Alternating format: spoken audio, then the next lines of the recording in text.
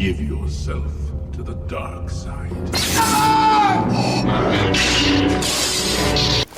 There's a battle raging on our planet between the light and the dark side, although not between the Jedi and the Sith. Sorry, Star Wars fans. Us astronomers are fighting on the dark side because we need the darkest places on Earth in order to enjoy an uninterrupted view of our cosmos in all its glory. Unfortunately, these dark places are under threat like never before.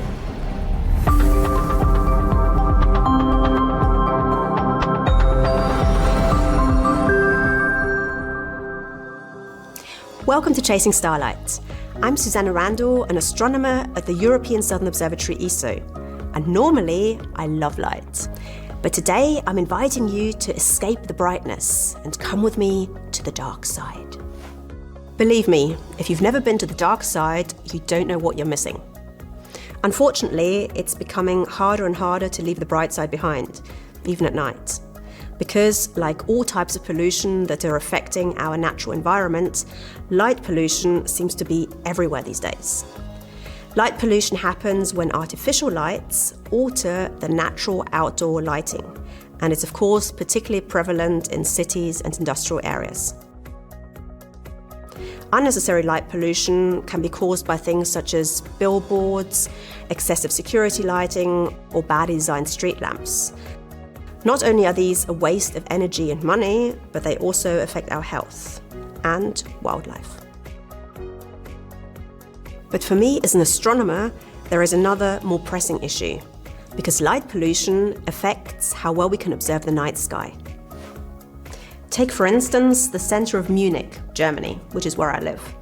It's a pretty bright place even by night. If you look up into the sky, you might see couple of stars, the planet Jupiter, maybe make out a couple of constellations, but that's about it. If we go further out into the countryside, all of a sudden the sky begins to darken and the stars pop out. And with a bit of luck, you can even see the Milky Way. See it up there? It's that fuzzy white band of light that is made up of billions of stars that are far away and our eyes can't distinguish. That's why it has this hazy, milky appearance. Pretty amazing, right? Like what you've seen so far? Well, it gets even better than that. I'd call that more of the dim side rather than the dark side. In order to give you a glimpse of what the night sky can really look like, we're going to have to go on a trip across the ocean all the way to Chile. This is ESO's Paranal Observatory, deep in the Atacama Desert in northern Chile. And it's one of the last places on Earth with a perfectly dark sky. Although calling the sky dark is a little bit misleading because it's so alive with stars. The stars shine so brightly that they make shadows on the ground. And being in the southern hemisphere, we can see the center of the Milky Way and also our satellite galaxies, the Magellanic Clouds. And they really do look a bit like clouds. But as nearby cities grow, light pollution keeps on advancing on even the darkest places on Earth. And even far away from cities and light pollution on Earth, there is another threat obscuring our view of the night sky. Wait, what's that? You may have also seen these lights or trains of lights crossing the sky. But what are they? Could they be UFOs? Yeah, I wish. Unfortunately, the truth is not as exciting.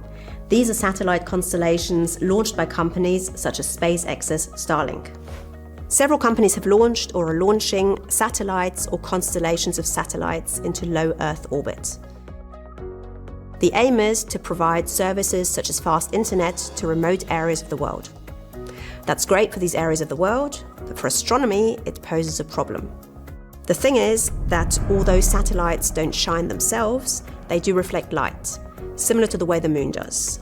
And this means that particularly during the twilight hours, we can observe them as bright specks moving across the sky. On astronomical images, they can ruin the entire image, or at least cause streaks on the image. The issue is particularly bad for wide-field telescopes. Such telescopes observe large patches of sky in one go, and while we might be able to deal with just one streak of light on an image, dealing with hundreds on a wide field image is a completely different matter. Another area where satellites can cause issues is planetary defense, because the streaks left on the images could be masking asteroids, some of which might even hit our planet. One of the issues is that satellites can be quite bright, in particular just after launch. So last year there was one satellite that at times was as bright as the most visible stars in the sky. But while one of them may not be a problem, thousands of them certainly are. Right now we have around 8,000 satellites in low Earth orbit, but in the next years this number could increase to as much as 500,000, at least if companies such as SpaceX and Amazon make good on their promise.